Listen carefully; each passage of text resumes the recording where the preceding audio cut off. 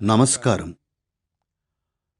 కాశ్మీర్లోని పహల్గాంలో జరిగిన ఈ క్రూరమైన ఉగ్రవాద దాడి ఓ కొత్త అధ్యాయాన్ని సూచిస్తోంది.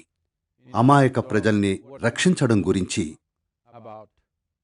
మనం ఏం చెయ్యాలి అనే విషయంలో, ఇంకా దేశ భద్రత విషయంలో కూడా. ఉగ్రవాదం ఉద్దేశం యుద్ధం కాదు, సమాజాన్ని భయపెట్టి కుంగదీయడం.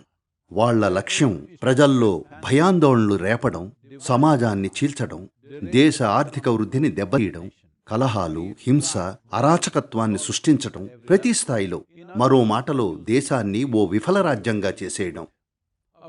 ప్రపంచంలో జరిగే అన్ని రకాల హింసల్లో మత ప్రేరేపిత ఉగ్రవాదం అత్యంత ప్రమాదకరమైంది. మరే ఇతర విషయం కోసం పోరాడే వ్యక్తినైనా ఆలోచించేలా చెయ్యొచ్చు.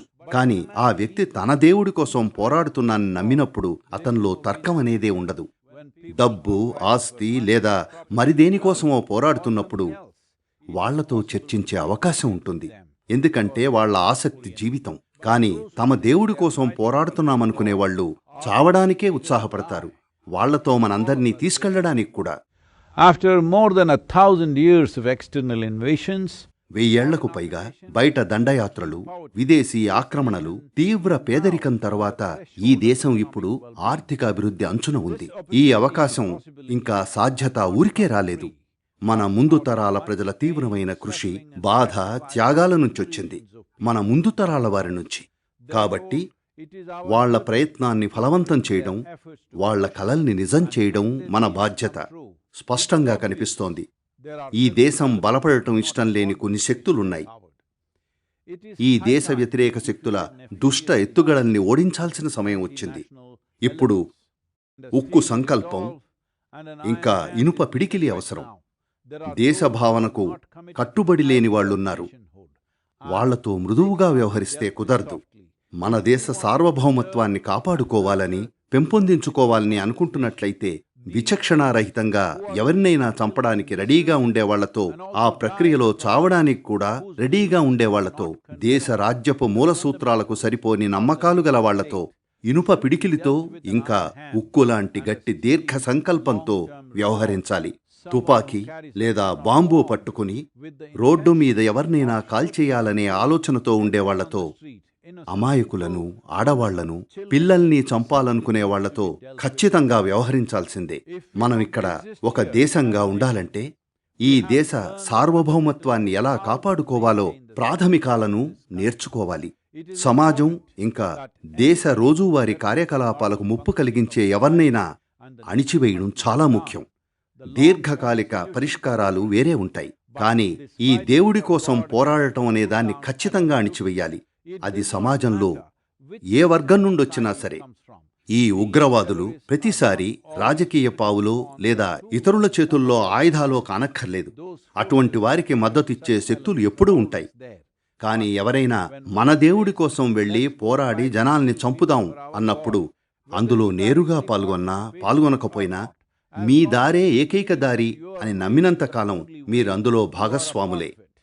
ఇప్పటికీ మనం ఒప్పుకోవడానికి సిద్ధంగా లేం. మన మధ్యనే, దేశంలోనే అటువంటి నమ్మకాలు, ఉద్దేశాలు గల వాళ్ళున్నారని. ఎక్కడో సరిహద్దు బయట శక్తులు వీళ్లను నడిపిస్తున్నాయని అనుకుంటున్నాం. కాని బయట నుంచి సాయం వస్తోందంటే అందుకు ఏకైక కారణం ఇక్కడి ప్రజలకు కూడా ఈ ఉద్దేశాలున్నాయి. ఈ పరిస్థితులకు మరింత పెద్ద దీర్ఘకాలిక పరిష్కారాలున్నాయి. అయితే మనం దేశ సమగ్రతను పెంపొందించాలి. ఇంకా వేరువేరు సామాజిక, జాతి, మత నేపథ్యాల ప్రజల మధ్య బలమైన అనుబంధాన్ని పెంపొందించాలి. విద్య, ఆర్థిక అవకాశాలు, సంపద, సంక్షేమాన్ని అన్ని స్థాయిల్లో మరింత సమానంగా పంపిణీ చెయ్యాలి. సామాజిక, ఆర్థిక అభివృద్ధి ప్రతి ఒక్కరికీ చేరాలి. తద్వారా యువత ఉగ్రవాదం వైపు వెళ్లకుండా ఉంటుంది. ఈ అంశాలన్నీ కాలక్రమేణా చూసుకోవాలి. కానీ తక్షణ అవసరాల కోసం ఈ ఉగ్రవాద కార్యకలాపాలన్నీ గట్టిగా అణిచివేయాలి. ఈ అరాచకత్వానికి ముగింపు పలకాలి. విశాల దృక్పథంలో దేశానికి, ప్రపంచానికి కావలసింది మనుషుల్లో, సమాజ వ్యవస్థల్లో మరింత సమ్మిళితత్వం. సమ్మిళితత్వం అనేది ఆధ్యాత్మిక ప్రక్రియల ప్రాథమిక స్వభావమే కాదు, జీవిత పునాది ఇంకా లక్ష్యం కూడా అదే. At a time like this, ఇలాంటి సమయంలో ప్రతి పౌరుడు ఇది గ్రహించాలి. దేశంలో నువ్వు వర్సెస్ నేను అనేది ఉండకూడదు. మన మత విశ్వాసాలు ఏవైనా, రాజకీయ అనుబంధాలేవైనా, మనం ఒకే భారత్, ఒకే సమూహంగా మాత్రమే మనం ముందుకు సాగి మార్పు తేగలం. మనం ఇప్పుడు ఆ అంచున ఉన్నాం. రాబోయే 10 ఏళ్లలో మనం సరియైన పనులు చేస్తే ఓ అద్భుతమైన భారత్ ఆవిష్కృతమవుతుంది. దాన్ని సాకారం చేద్దాం.